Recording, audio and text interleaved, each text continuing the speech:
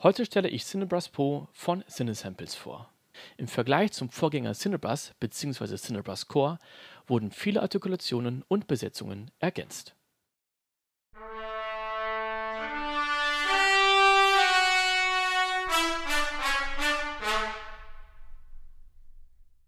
Die Velocity steuert Staccato, Marcato und Tenuto an. Sustain wird über das Sustain-Pedal angesteuert. Über die Keyswitches hier unten Cis und Dis werden Doppelzunge und Triolen angesteuert.